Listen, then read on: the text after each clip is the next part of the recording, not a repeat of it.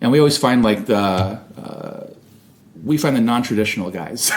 Yeah. Okay. Like our church, we're in a denomination. It's like the history is the Dutch Reformation, all the way back to the Reformation. Yes. We have one Dutch person in our church. Okay. So we're like the outcasts. Like we're former like burnouts and like druggies and like just, we're just sinners, and we come to Christ and we found this reformational church. And so the guys that usually come to us are the guys who are like, hey, I was a Pentecostal. I kind of like, migrated across church landscape and I found my way to Westminster Seminary and I'm learning about this Reformed thing. Yes. So we take those people in, their wives or kids, and spend time with them, like for 3 or 4 years.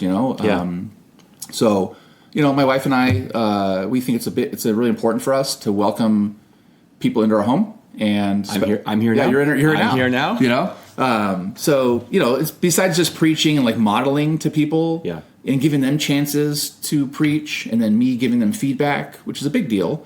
It's mostly just like relational and passing down like, hey, lessons learned, mistakes, positives, negatives, like ups and downs. Like, just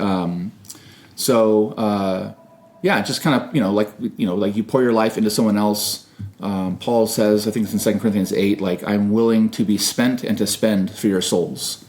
Like, that's always stuck out to me as just an amazing passage. And he says that to the church that's the most broken church of the New Testament, right? Yeah. So just a complete mess. Yeah, and he says to them, like, the more I love you, the less I'm loved. So, hard situation. But he's not pulling back. He's not withdrawing. He's investing deeper. And then Paul's like to Timothy and Titus, like he calls them sons, right? Like that desire to pass on the faith and life to the next generation, right? So, and even like a podcast, like that's what you're doing. Like you're passing on lessons learned and like ups and downs and like from a lot of different people, so that other people growing up can like hear those things, and guys like us, guys like me, I just hit the big 5-0. So it's like, you go back and refresh, like refresh. So yeah, I would, so like internships for us is like a big deal of like mentoring and preparing new guys for the ministry.